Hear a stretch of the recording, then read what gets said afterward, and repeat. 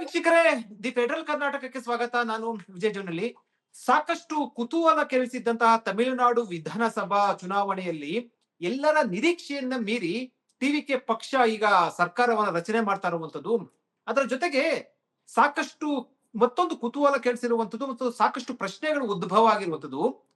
ತಮಿಳುನಾಡಿನ ನಟ ವಿಜಯ್ ಟಿವಿಕೆ ಪಕ್ಷದಲ್ಲಿ ಕೊಟ್ಟಿದ್ದಂತ ಭರವಸೆ ಇದೆಯಲ್ಲ ಪ್ರಣಾಳಿಕೆಯಲ್ಲಿ, ಆ ಬಗ್ಗೆ ಈಗ ಸಾಕಷ್ಟು ಚರ್ಚೆ ಆಗ್ತಾ ಇರುವಂತದ್ದು. ಕೊಟ್ಟಿರುವಂತ ಪ್ರಣಾಳಿಕೆಯನ್ನ ಈಡೇರಿಸುವಂತದ್ದು ಅಷ್ಟೊಂದು ಸುಲಭನಾ? ಯಾಕಂದ್ರೆ ಯಾರು ನಿರೀಕ್ಷೆ ಮಾಡದ ರೀತಿಯಲ್ಲಿ ಪ್ರಣಾಳಿಕೆಯನ್ನು ಕೊಟ್ಟಿದ್ರು. ಅದ್ರಲ್ಲಿ ಭರವಸೆಗಳು, ಮದುವೆಗೆ 8 ಗ್ರಾಂ ಚಿನ್ನ, 5 ಲಕ್ಷ ಬಡ್ಡಿ ರಹಿತ ಸಾಲ, 5 ಎಕರೆ ಭೂಮಿ ಕಡಿಮೆ ಇರುವಂತ ಬೆಳೆ ಸಾಲ ಮನ್ನಾ, ಈ ರೀತಿ ನಾನಾ ರೀತಿಯ ಭರಪೂರ ಭರವಸೆಗಳನ್ನ ಕೊಟ್ಟಿರುವಂತದ್ದು. ಅದು ಮೊದಲ ಬಾರಿಗೆ ಸಿಎಂ ಆಗ್ತಿರುವಂತ ಅಧಿಕಾರ ಹಿಡಿಯುತ್ತಿರುವಂತ ನಟ ವಿಜಯ್ಗೆ ಪ್ರಣಾಳಿಕೆಯನ್ನ ಈಡೇರಿಸುವಂತಹ ದೊಡ್ಡ ಟಾಸ್ಕ್ ಇರುವಂತದ್ದು. ಈ ಸಂಬಂಧಪಟ್ಟಂತೆ ನಮ್ಮ ಜೊತೆ ಮಾತಾಡೋದಕ್ಕೆ ಹಿರಿಯ ಪತ್ರಕರ್ತರು, ರಾಜಕೀಯ ವಿಶ್ಲೇಷಕರು ಮತ್ತು ತಮಿಳುನಾಡಿನಲ್ಲಿ ಸಾಕಷ್ಟು ವರ್ಷಗಳ ಕಾಲ ಸೇವೆ ಸಲ್ಲಿಸಿದ್ದಂತಹ ಸಿದ್ದರಾಜು ಸರ್ ನಮ್ಮ ಜೊತೆ ಇದ್ದಾರೆ. ಸರ್, ಕಾರ್ಯಕ್ರಮಕ್ಕೆ ಸ್ವಾಗತ. ನಮಸ್ಕಾರ, ಥ್ಯಾಂಕ್ ಯು. ಸರ್, ಈಗ ಸಾಕಷ್ಟು ಕುತೂಹಲ ಇತ್ತು ಮತ್ತು ಭಾರಿ ಟಾಸ್ಕ್ ಇರುವಂತದ್ದು. ಈಗ ಬರ್ತಾ ಇರುವಂತ ಸುದ್ದಿ ಪ್ರಕಾರ ಕಾಂಗ್ರೆಸ್ ವಿಜಯ್ಗೆ ಸಪೋರ್ಟ್ ಅನ್ನ ಕೊಟ್ಟಿರುವಂತದ್ದು.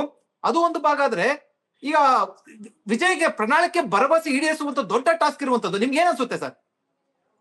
ಅದು ಅವರು ಬಹುಶಃ ಪ್ರಣಾಳಿಕೆ ಮಾಡಿದಾಗ ತುಂಬಾ ಒಂದು ರೋಚಕವಾದಂತಹ, ಜನರಿಗೆ ಇಷ್ಟ ಆಗ್ಬಿಡ್ತಕ್ಕಂಥ ದೊಡ್ಡ ದೊಡ್ಡ ಪ್ರಾಮಿಸ್ ಗಳನ್ನ ಮಾಡಿದ್ರೆ ಜನ ನಮ್ಗೆ ಓಟ್ ಹಾಕೋದು ಅನ್ನೋ ದೃಷ್ಟಿಯಿಂದ ಆಸೆ ಇಟ್ಕೊಂಡು ಅವ್ರಿಗೆ ಬಹುಶಃ ನಾನು ಗೆದ್ದುಬಿಟ್ಟು ರಾಜ್ಯ ಆಳ್ತೀನಿ ಅನ್ನೋದು ಗೊತ್ತಿತ್ತು ಇಲ್ಲ ಗೊತ್ತಿಲ್ಲ. ಯಾಕಂದ್ರೆ 25 ಲಕ್ಷ ರೂಪಾಯಿ ಇನ್ಶೂರೆನ್ಸ್ ಫ್ಯಾಮಿಲಿ, 20 ಲಕ್ಷ ರೂಪಾಯಿ ಕೊಲಾಟ್ರಲ್ ಫ್ರೀ ಲೋನು, 4,000 ರೂಪಾಯಿ ಮಹಿಳೆಯರಿಗೆ, ಮತ್ತೆ ಗ್ರಾಜುಯೇಟ್ಸ್ಗೆ, ಎಂಪ್ಲಾಯ್ಮೆಂಟ್ ಎಕ್ಸ್ಚೇಂಜ್ ರಿಜಿಸ್ಟರ್ ಮಾಡಿದವ್ರಿಗೆ ಎಲ್ರಿಗೂ 4,000, 2,000 ರೂಪಾಯಿ ಡಿಪ್ಲೊಮಾ ಹೋಲ್ಡರ್ಗೆ, 8 ಗ್ರಾಂ ಚಿನ್ನ, ಅವನ್ ತಾಲಿ ಮತ್ತೆ ಸೀರೆ ಮದುವೆ ಆಗೋರಿಗೆ.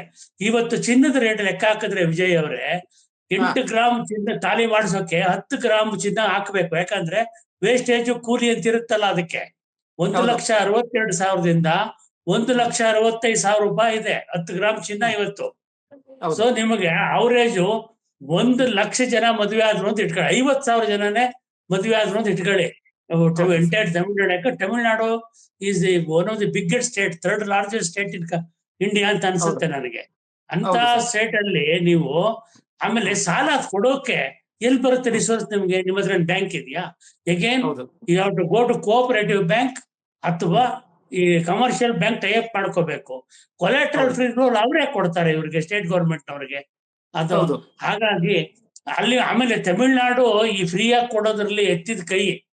ಈ DMK ಅಣ್ಣಾ DMK ಕುಕ್ಕರ್ ಕೊಡು, ಫ್ರಿಡ್ಜ್ ಕೊಡು, ಜಯಲಲಿತಾ TVS ಕೊಟ್ಟಿದ್ರು, 2 ವೀಲರ್ ಕೊಟ್ಟಿದ್ರು 2016 ಎಲೆಕ್ಷನ್ ಮಹಿಳೆಯರಿಗೆಲ್ಲ 2 ವೀಲರ್ ಕೊಡ್ತೀನಿ ಅಂತ ಮಾಡಿದ್ರು. ಹಿಂಗೆ ಈ DMK ಒಂದ್ಸರಿ ಏನ್ ಮಾಡಿದ್ರು ಅಂದ್ರೆ, ಎಲ್ರಿಗೂ ಕೇಬಲ್ ಇದು ಟಿವಿ ಕೊಟ್ಬಿಟ್ರು ಎಲ್ರಿಗೂ. ಆಮೇಲೆ ನೋಡಿದ್ರೆ ಯಾಕೆ ಅಂದ್ರೆ, ಅದರಿಂದ ಏನಿತ್ತು ಅಂದ್ರೆ, ಸನ್ ಟಿವಿ ಅವ್ರದೇ, ಆ ಕೇಬಲ್ ತಗೊಳ್ಳೋ ದುಡ್ಡು ಕೊಡ್ಬೇಕಲ್ಲ ಇವರು. ಟಿವಿ ಏನೋ ಫ್ರೀಯಾಗಿ ಕೊಡ್ತಾರೆ, ಕೇಬಲ್ ದುಡ್ಡು ಕೊಡ್ಬಾರ್ದಾ? ಹಂಗೆ ಹೌದು. ಇವರೆಲ್ಲರೂ ಈ DMK ಅವರು ಅಲ್ಲಿ ಕೊಟ್ಟದ್ದೆಲ್ಲ ಹಂಗೇನೇನೆ. ಈ ಕೊಯಂಬತ್ತೂರಲ್ಲೆಲ್ಲ ನಿಮ್ಗೆ 100-200 ರೂಪಾಯಿ ಕೊಟ್ಬಿಟ್ರೆ ಒಂದ್ ಕುಕ್ಕರ್ ಮಾಡ್ಕೊಡ್ತಾನೆ, ಅದು 3 ವಿಷಲ್ ಹಾಕಂತ ನಿಂತೋಯ್ತದೆ, ಮತ್ ವಿಷಲ್ ಹಾಕಲ್ಲ ಅದು. ಅಂತದೆಲ್ಲ ಕೊಡೋದ್ರಲ್ಲಿ ಅವರು ತುಂಬಾ ಫೇಮಸ್ ಅವರು. ಆಮೇಲೆ ಜಯಲಲಿತಾ ಅವ್ರು 1 ರೂಪಾಯಿಗೆ ಇಡ್ಲಿ ಕೊಟ್ರು. ಹಂಗಾಗಿ ಇವ್ರಿಗೆ ಬಹುಶಃ ಐಡಿಯಾನೇ ಇರ್ಲಿಲ್ಲ, ನಾವ್ ಈ ರೀತಿಯಾಗಿ ಜನ ನಮ್ಗೆ ಸ್ಪಂದಿಸ್ಬಿಡ್ತಾರೆ, ಓಟ್ ಹಾಕ್ಬಿಡ್ತಾರೆ. Siddharth sir, cinema movie style ಅಲ್ಲಿ, ಸಿನಿಮಾ ಸ್ಟೈಲ್ ಅಲ್ಲಿ ಅನೌನ್ಸ್ ಮಾಡ್ಬಿಟ್ರು ಅನ್ಸುತ್ತೆ. ಹೌದೌದು, ಸುಮ್ನೆ ನೋಡೋಣ ಹೇಳಿರೋಣ ಅಂತ ಮಾಡಿದ್ರು. ಈಗ ಹೆಂಗೋ ಅಧಿಕಾರಕ್ಕೆ ಬಂದಿದ್ದಾರೆ. ಆಮೇಲೆ ಇವ್ರಿಗೆ ಸ್ಟೆಬಿಲಿಟಿ ಇರ್ತದೆ, ಯಾಕಂದ್ರೆ ಇವರು ಸರ್ಕಾರನ ತೆಗಿಯಲ್ಲ. ಇವ್ರಿಗೆ ಕೊಡೋದು ಯಾರು? ಇವಾಗ ಸಪೋರ್ಟ್ ಕೊಡೋರೆಲ್ಲ smaller parties. Congress is also a smaller party in Tamil Nadu. Congress ಏನು ಈಗ ನ್ಯಾಷನಲ್ ಪಾರ್ಟಿ ಹೆಸರಿಗಿದ್ರು, ಗೆದ್ದಿರೋದು 5 ಸೀಟ್. ಅವರು 234 ಅಸೆಂಬ್ಲಿ ಸೀಟಲ್ಲಿ ಗೆದ್ದಿರೋದು 5 ಸೀಟು. ಹಂಗಾಗಿ ಆ VCK ಅನ್ನೋರು, ಇವರು CPI-CPM ನವರು ಇರ್ತಾರೆ. ಈ ಸ್ಮಾಲರ್ ಪಾರ್ಟೀಸ್ ಏನಿದ್ದಾರೆ ಇವರೆಲ್ಲರೂ ಇವ್ರ ಸಪೋರ್ಟರ್ ನಿಂತ್ಕೋತಾರೆ. ಅವ್ರೇನು ಏನಂದ್ರೆ, ಅವ್ರು ನಂಗೊಂದು ಮಂತ್ರಿ ಕೊಡು, ಅದ್ ಕೊಡು, ಇದ್ ಕೊಡು ಅಂತ ಕೇಳ್ಬೋದೇ ಹೊರತು ಇವ್ರಿಗೆ ಸ್ಟೆಬಿಲಿಟಿ ಇರ್ತದೆ. ಅಂದ್ರೆ ಇವ್ರ ಗೌರ್ಮೆಂಟ್ ಅನ್ನ ಯಾರೋ ಕಿತ್ತಾಕ್ಬಿಡ್ಬೇಕು ಅಂತ ನೋಡೋದಿಲ್ಲ. ಆದ್ರೆ ಈ ಗೌರ್ಮೆಂಟ್ ಅನ್ನ ಹೆಂಗ್ ನಡೆಸೋದು ಅನ್ನೋದು ಈಗಾಗ್ಲೇ ನನಗ್ ಗೊತ್ತಿದ್ದಂಗೆ ಕೆಲವು ಸೀನಿಯರ್ IAS ಆಫೀಸರ್ ರಿಟೈರ್ಡ್ ತುಂಬಾ ಜನದ ಒಂದು ಪ್ಯಾನಲ್ ಇದೆ ಅವ್ರ ಹತ್ರ. ಅವ್ರುಗಳು ಬಹುಶಃ ಇದರಿಂದಾಗಿ ಇವ್ರು ಕೊಟ್ಟಿರೋ ಭರವಸೆಗಳಂತೂ ಈಡ್ಸೋದು ಭಾರಿ ಕಷ್ಟ. ಹೌದು ಸರ್. ಈಗ ಸಾಧ್ಯವೇ ಕಬ್ಬು ಇಲ್ಲ. ಸರ್, ಭತ್ತ ಕ್ವಿಂಟಾಲ್ಗೆ 3,500, ಕಬ್ಬಿಗೆ ಕ್ವಿಂಟಾಲ್ಗೆ 4,500 ಕನಿಷ್ಠ ಬೆಂಬಲ, ಹೆಚ್ಚುವರಿ ಬೆಂಬಲ ಘೋಷಣೆ ಮಾಡಿರುವಂತದ್ದು, ಮತ್ತೆ ಬೆಳೆ ಸಾಲ ಮನ್ನಾ, ಅಂದ್ರೆ ಇವೆಲ್ಲ ತುಂಬಾ ದೊಡ್ಡ ಮಟ್ಟದ ಆರ್ಥಿಕ ಹೊರೆ ಬೀಳುತ್ತೆ. ಅದು ಅಷ್ಟು ಸುಲಭ ಇದೆ ಸರ್? ಅಲ್ಲ ನಿಮ್ಗೆ ಯಾಕಂದ್ರೆ ನೋಡಿ, ಅವ್ರಿಗೆ ಈ ಕಾವೇರಿ ಡೆಲ್ಟಾ ತಂಜಾವೂರು ಈ ಕಡೆ ಇರಿಗೇಟೆಡ್ ಇದೆ, ಅಲ್ಲಿ ಎರಡು ಬೆಳೆ ತೆಗಿತಾರೆ. ಬಟ್ ಅದರ್ ಪಾರ್ಟ್ಸ್ ಆಫ್ ಇದ್ರಲ್ಲಿ ಕಡಲೂರು ಓಕೆ, ಅಲ್ಲೂ ಇರಿಗೇಷನ್ ಇದೆ. ಬೇರೆ ಕಡೆ ಇವ್ರಿಗೆ ನೀರಾವರಿ ಇಲ್ದೇ ಇರೋ ಕಡೆ ಕ್ರಾಪ್ ಲೋನ್ಗಳಿಗೆ ಹಾಕಿದ್ರೆ ಅವರು ಆ ಕ್ರಾಪ್ ಲೋನ್ ಹೇಳ್ತಾ ಇರ್ತಾರೆ. ಮೊದಲು ನಬಾರ್ಡ್ ಅವರು ರೀಫೈನಾನ್ಸ್ ಮಾಡೋರು ತುಂಬಾ ಕ್ರಾಪ್ ಲೋನ್ಗಳಿಗೆ. ಈಗ ಅವ್ರು ಮಾಡ್ತಾ ಇಲ್ಲ, ಜಾಸ್ತಿ ಸ್ವಲ್ಪ ಕೊಡ್ತಾರೆ ಈಗ. ಹಂಗಾಗಿ ಈಗಾಗ್ಲೇ ಇರೋರ್ಗೆ ಸಾಲ ಕೊಡಕ್ಕೆ ಯಾವ ಗೌರ್ಮೆಂಟ್ಗೂ ಶಕ್ತಿ ಇಲ್ಲ ಇವಾಗ. ಅಂತದ್ರಲ್ಲಿ ಇವರು ಈ ರೀತಿಯಾಗಿ ಅನೌನ್ಸ್ ಮಾಡಿದ್ರೆ ಏನು ಇವರ, ಹಂಗಿದ್ರೆ ಇವ್ರು ಡೆವಲಪ್ಮೆಂಟ್ಗೆ ಏನಾಗ್ತಾರೆ? ಇವರು ಇಲ್ಲಿ ಈಗ ಅನೌನ್ಸ್ ಮಾಡಿರೋದನ್ನ ಇವ್ರು ಸಾಲ ಕೊಡಿಸ್ತೀವಿ ಅಂತ ಹೇಳ್ತಾರಲ್ಲ, ಅದ್ರ ಮೂಲ ಯಾವುದು? ಬ್ಯಾಂಕಿಂದ ಕೊಡ್ತಾರ, ಕೋಆಪರೇಟಿವ್ ಬ್ಯಾಂಕಿಂದ ಕೊಡಿಸ್ತಾರ, ಸೆಕ್ಟರ್ ಇಂದ ಕೊಡಿಸ್ತಾರ. ಕೋಆಪರೇಟಿವ್ ಸೆಕ್ಟರ್ ಕೊಟ್ರೆ ಅದಕ್ಕೆ ಫಂಡಿಂಗ್ ಮಾಡೋದು ಯಾರು? ನಬಾರ್ಡ್ ರೀಫೈನಾನ್ಸ್ ಮಾಡ್ತದ? ಅಷ್ಟೊಂದು ದುಡ್ಡು ಇವ್ರು ಕೇಳಿದ್ರೆ ಕೊಟ್ಬಿಡ್ತಾರ. ಹಂಗಾಗಿ ಇದೊಂಥರ ನಿಮ್ಗೆ ಈ ಮಕ್ಕಳಿಗೆ ಚಂದ್ರನ ತೋರಿಸಿ ಇನ್ನೇನ್ ಹಿಡ್ಕೊಂಬತ್ತೀನಿ ಊಟ ಮಾಡ್ಕೊಂತಾರಲ್ಲ, ಆ ಪರಿಸ್ಥಿತಿ. ಓಟ್ ಹಾಕಿದ್ರು ಅಷ್ಟೇ ಅನ್ಸುತ್ತೆ ನನಗೆ. ಕೇಂದ್ರದಿಂದ ನಿರೀಕ್ಷೆ ಮಾಡಕ್ಕೂ ಕೂಡ ಸಾಧ್ಯ ಇಲ್ಲ, ಯಾಕಂದ್ರೆ ಕೇಂದ್ರದಿಂದ ಯಾವುದು ಕೂಡ ಇವರಿಗೆ ಒಂದು ಸಹಾಯ ಆಗ್ಲಿ ನೆರವಾಗ್ಲಿ ಸಿಗೋದೇ ಇಲ್ಲ. ನೋಡಿ, ಮೋದಿ ಅವರು ಹೆಂಗಾದ್ರೂ ಮಾಡಿ ತಮಿಳ್ನಾಡು ಹಿಡಿಬೇಕು ಅಂತ ಓಡಾಡ್ತಿದ್ದವರು. ಇವಾಗ ಈಗ ಅವರು ಇರೋ ಪಾರ್ಟಿ, ಅವ್ರು ಗೆದ್ದಿರೋದು 8 ಸೀಟು ತಮಿಳ್ನಾಡಲ್ಲಿ. ಅವರು ಎಷ್ಟೋ ಒಂದೋ ಏನೋ ಗೆದ್ದಿದ್ದಾರೆ. ಹೌದು. ಹಂಗ್ ನೋಡಿದ್ರೆ ಕೇರಳದಲ್ಲಿ 3 ಗೆದ್ದಿದ್ದಾರೆ.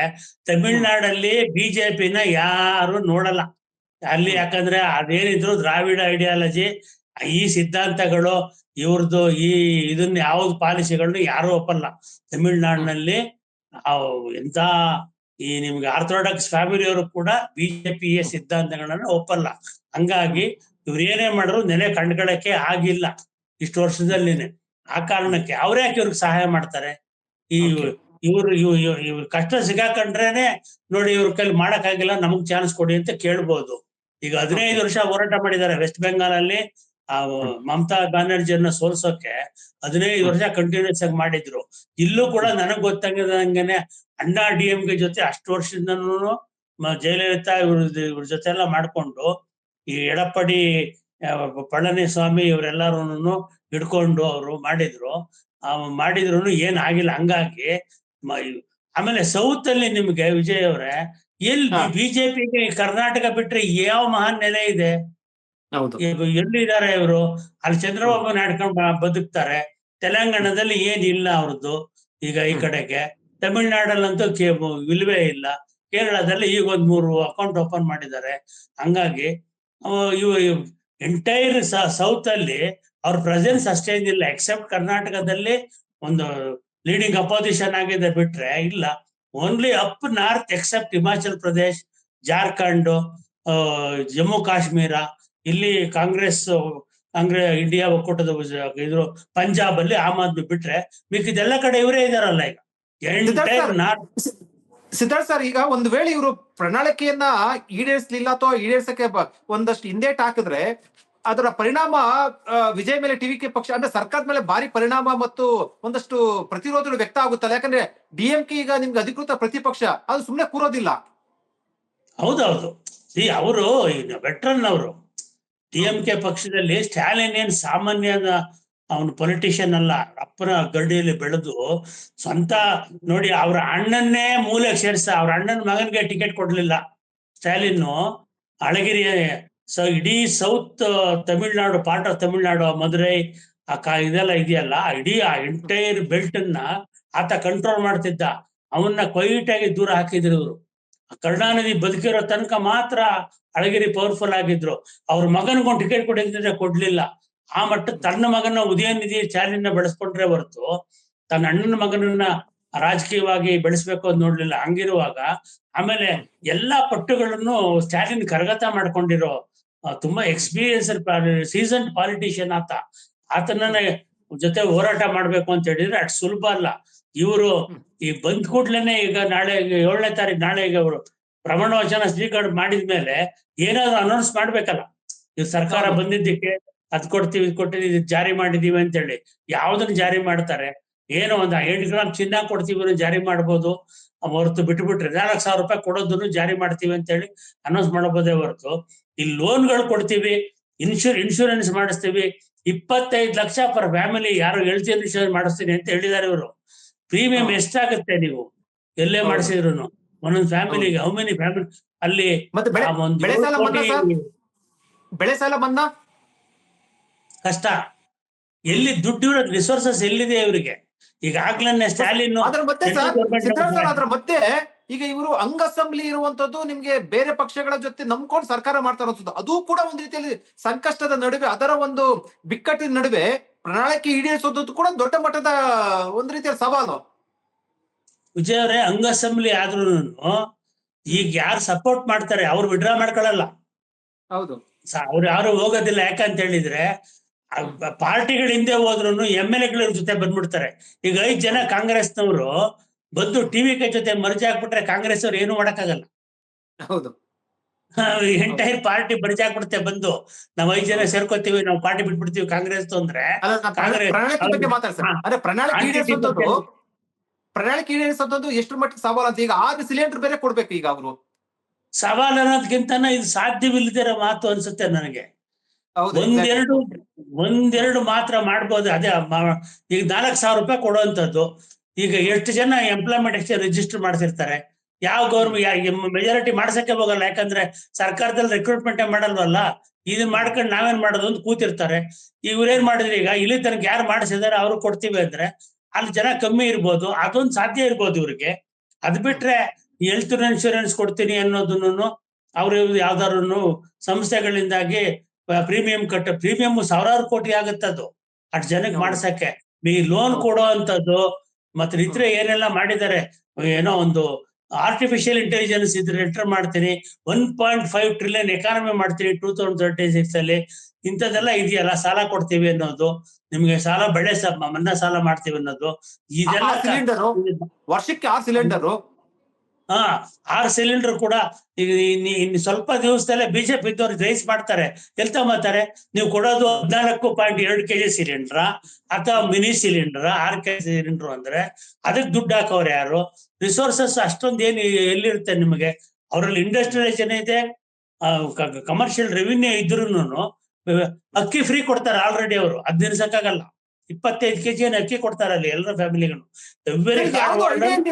ಸರ್ ಇದು ಯಾವ್ದು ಐಡಿಯಾ ಇಲ್ದಿರ ಸುಮ್ಮನೆ ಅನೌನ್ಸ್ ಮಾಡ್ಬಿಟ್ರ ವಿಜಯ್ ಅಂತಂದ್ರೆ ಅವ್ರಿಗೆ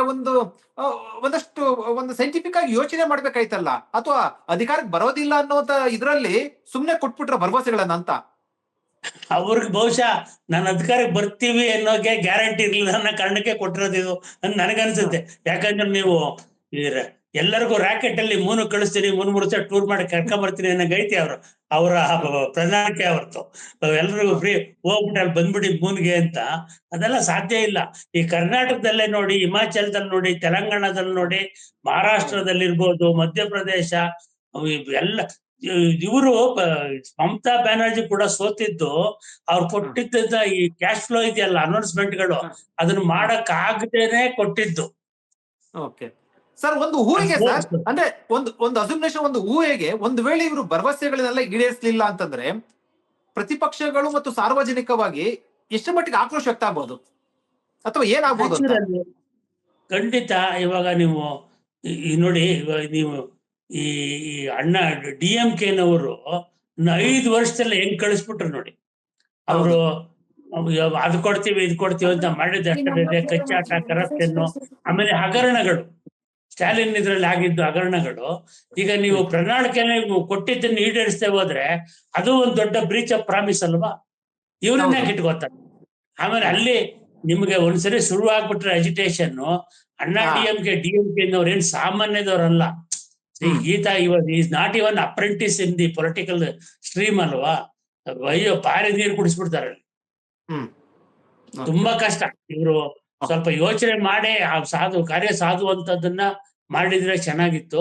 ಇವಾಗ ಜನ ನಮ್ ಓಟ್ ಹಾಕಿದೀವಪ್ಪ ನೀವು ಹೇಳಿದ್ದಕ್ಕೆ ಕೊಡು ಅಂದ್ರೆ ಎಲ್ಲಿಂದ ಕೊಡ್ತಾರೆ? ಹೌದೌದು. 20 ಲಕ್ಷ ರೂಪಾಯಿ ಲೋನ್ ಎಲ್ಲಿಂದ ತಂದು ಕೊಡ್ತಾರೆ? ಓಕೆ. ಮತ್ತೆ ಅದು ಬೇರೆ ಅನುಭವ ಇಲ್ಲ.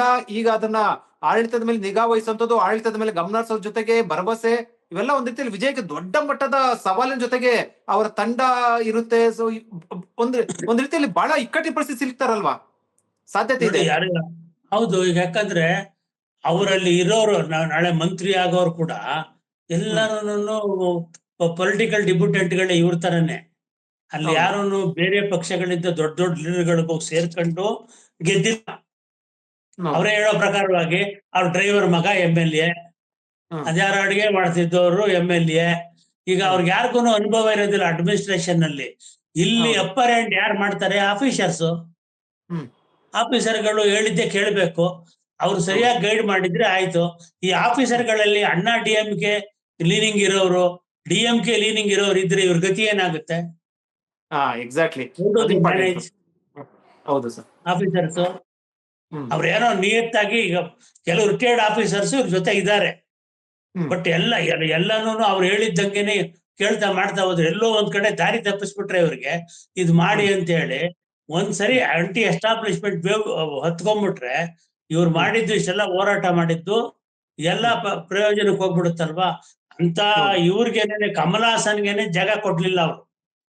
ನಮ್ಮ ರಜನಿಕಾಂತ್ ಅವರು ತುಂಬಾ ಬುದ್ಧಿವಂತಿಕೆಯಿಂದ ಜಾರ್ಖಂಡು ಪಾರ್ಟಿ ಗಿರ್ಟಿ ಮಾಡದೆ ಮೆತ್ತು ಮನೇಲಿ ಕೂತ್ಕೊಂಡ್ರು. ಅವ್ರು ಬೇಡಪ್ಪ ಸವಾಸ ಇದೆಲ್ಲ ಅಂತ ಹೇಳಿ. ಇವರು ಈಗ ಸದ್ಯಕ್ಕೆ ಇವರು ವಿಕ್ಟ್ರಿ ಆಗಿರ್ಬೋದು, ಬಟ್ 5 ವರ್ಷ ಉಳ್ಕೊಂಡು ಮ್ಯಾನೇಜ್ ಮಾಡೋದು ಇದೆಯಲ್ಲ ಅಡ್ಮಿನಿಸ್ಟ್ರೇಷನ್ ಅನ್ನ, ಅದು ಫಿಲಂ ನಲ್ಲಿ ಆಕ್ಟಿಂಗ್ ಮಾಡ್ದಂಗಲ್ಲ. ಎಕ್ಸಾಕ್ಟ್ಲಿ. ಓಕೆ ಸರ್, ತುಂಬಾ ಧನ್ಯವಾದ ಸರ್ ಮಾತಾಡಿದಕ್ಕೆ ಸಿದ್ದರಾಜು ಸರ್. Thank you. ವೀಕ್ಷಕರೇ, ಇದು ರಾಜಕೀಯ ವಿಶ್ಲೇಷಕರಂತ ಸಿದ್ದರಾಜು ಅವರ ಮಾತು. ಅಂದ್ರೆ ತಮಿಳುನಾಡಿನಲ್ಲಿ ನಟ ವಿಜಯ್ ಘೋಷಿಸಿರುವಂತಹ ಪ್ರಣಾಳಿಕೆಯಲ್ಲಿರುವ ಘೋಷಿಸಿರುವಂತಹ ಯೋಜನೆಗಳಿದೆ ಅಲ್ವಾ, ಕಾರ್ಯಕ್ರಮಗಳು, ಅದು ಅಷ್ಟು ಸುಲಭದ ಮಾತಲ್ಲ ಜಾರಿಗೆ ತರುವಂತದ್ದು. ಅದು ನಿರೀಕ್ಷೆಗೂ ಮೀರಿ, ಊಹೆಗೂ ಮೀರಿ ಏನು ಆ ಯೋಜನೆಗಳಿರುವಂತದ್ದು. ಅದನ್ನು ಹೇಗೆ ಜಾರಿಗೆ ತರ್ತಾರೆ ಅನ್ನುವಂಥದ್ದು ಸದ್ಯದ ಮಟ್ಟಿಗೆ ಇರುವಂತಹ ಭಾರಿ ಕುತೂಹಲ ಮತ್ತು ದೊಡ್ಡ ಸವಾಲಾಗಿರುವಂತದ್ದು.